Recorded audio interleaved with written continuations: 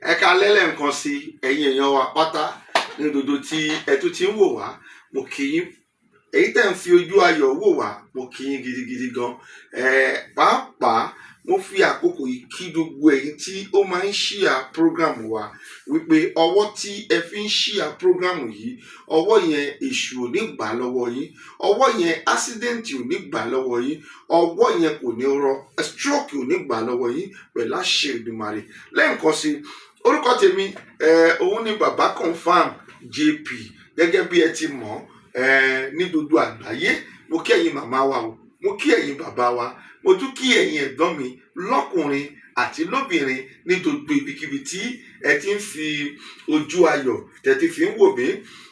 Kí ni mo mú wá lónìí nínú àwọn product wa? Ọ̀pọ̀lọpọ̀ ló máa ń pè mí láti òkè òkun wípé oúnjẹ táwọn ń jẹ ó ti jẹ́ kí àwọn ní jẹ̀díjẹ̀dí.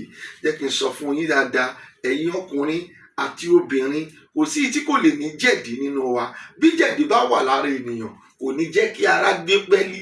Tí ìdọ̀tí bá wà lára ènìyàn gangan fúnra ẹ̀, wà á rí pé àti rìn gan á fẹ́ di ìṣòro, á sì máa kó àwọn oríṣiríṣi àìsàn sínú àgọ́ ara ènìyàn. Ó dà fún egbògi jẹ̀díjẹ̀dí tiẹ̀ lónìí. Bí o wá mọ jẹ̀dí tó ní o, ò ń yàgbẹ́ ẹ̀jẹ̀, gbogbo ẹ̀ ló wà. Ìdí yíyọ, ìdí ẹ̀ yọ, ìròbó yọ nídìí ẹ̀, ìròbó ó yọ nídìí ẹ̀, yálà obìnrin ni yálà ọkùnrin ni. Egbògi gbogbo nǹkan tí mo ń sọ yìí, a ní egbògi ẹ̀ tó ń ṣiṣẹ́, a ti ní egbògi ẹ̀ tá a ti sẹ́ndì sí àwọn ọ̀pọ̀lọpọ̀ ènìyàn tó jẹ́ tested and okay ni. Wọ́n ti test ẹ̀, wọ́n ti confirm ẹ̀, ó ti wà okay. Àwọn egbògi yìí jẹ̀díjẹ̀dí tó bá lò yìí ara ẹ máa fẹ́rẹ̀. Tọkùnrin bá lò tó bá jẹ́ wípé jẹ̀dí ló ń ṣe, tí kì í ṣe pé nǹkan míì pẹ̀lú jẹ̀dí yẹn, ara ọkùnrin yẹn máa ṣe kí ni, ó máa dúró ńlẹ̀ dáadáa. Ọ̀dà fún àgbo jẹ̀díjẹ̀dí, ọ̀pọ̀lọpọ̀ ló máa ń ọ̀dà láti ìlú èyìnbó. Ọ̀pọ̀lọpọ̀ níbi tá a wà yìí náà ló ń ọ̀dà product yìí, wọ́n dẹ̀ confirm ẹ̀ kó dáa. Káwa tó lè ṣe nǹkan jáde, àwa gan fúnra wa ti lò fúnra wa, àwa gan confirm ẹ̀ fẹ́ pé ṣé kí ni, ó wà okay. Egbògi jẹ̀díjẹ̀dí nìyí. Pé nọ́mbà wa lórí workshop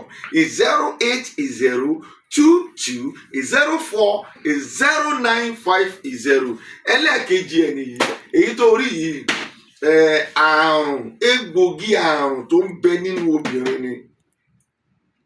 Egbògi tó dúró fún àrùn tí ń bẹ nínú obìnrin, òun ló ti pa, òun la kà sí ìbáyìí. Kò síbi tí kò lè lọ o. Sórí DHL ó ti jẹ́ kí àwọn product wa yìí, ó jẹ́ kó possible fún wa láti send díẹ̀ sí gbogbo ibikíbi ní gbogbo àgbáyé. Sórí product torí yìí, àwọn product tí mò ń display yìí, DHL fún wa lórí ọ̀fẹ́ láti lè gbé dé ẹnu ọ̀nà anywhere tó ń kó wà. Amẹ́ríkà ni, Canada ni, Scotland ni, Dublin ni, UK ni, gbogbo Europe ni, Asian country ni, Africa ni, gbogbo everywhere tó bá wà. DHL torí yìí ó fún wa ní orí ọ̀fẹ́ láti jẹ́ kí a transport kìíní dé ẹnu ọ̀nà ẹ gangan. Wo egbògi torí yìí ó ń ṣiṣẹ́ gidigidi gan. Gbogbo àrùn tó wà nínú obìnrin ló ń ṣiṣẹ́ fún. Èyí torí yìí, gbogbo àrùn tó ń bẹ nínú ọkùnrin, òun ni egbògi tó wà lọ́wọ́ mi yìí ló ń ṣiṣẹ́ fún. Kó o tètè order tiẹ̀ through workshop number wa 08022040950. Má jẹ́ kíkiní yìí, má jẹ́ kó kọjá agbára rẹ kó tó máa mójútó. Ohun tí ènìyàn bá mójútó, òun ni ó ń rí ìgbádùn nínú rẹ̀ o. Ẹ ṣé gidigidi gan. Ẹ bá mi share ẹ. Thank you very much. God bless you.